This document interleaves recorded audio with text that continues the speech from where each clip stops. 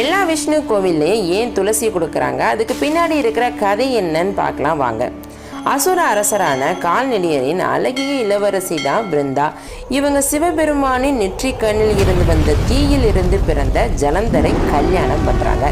பிருந்தா விஷ்ணு பகவானுடைய தீவிர பக்தை. ஆனா ஜலந்தருக்கு கடவுள்னாலே வெறுப்பு தான்.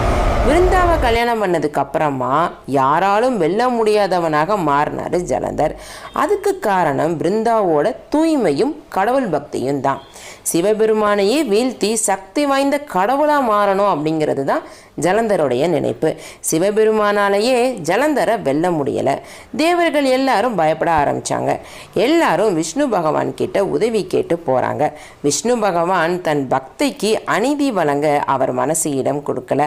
ஆனா ஜலந்தருடைய கொட்டத்தை அடக்க நினைச்ச விஷ்ணு பகவான் தன் விளையாட்டை ஆரம்பிக்கிறாரு. சிவபெருமானுக்கும் ஜலந்தருக்கும் போர் நடந்துட்டு இருக்கும் போது அந்த சமயத்துல விஷ்ணு பகவான் ஜலந்தர் போல வேடம் போட்டு பிருந்தாவிடம் வந்தார்.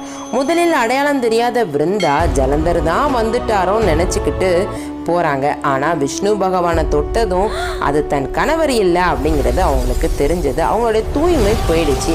அதனால ஜலந்தரை வீழ்த்திட்டாங்க.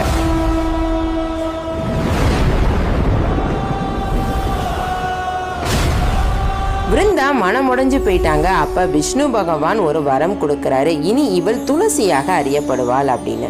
அதனாலதான் விஷ்ணு பகவானை வழிபடும் போது துளசியோடு தான் வழிபடணும். துளசி இல்லாம விஷ்ணு பகவானுடைய பூஜை முழுமையாகாது அப்படிங்கிற முக்கியத்துவம் பிருந்தாக்கு கிடைத்தது.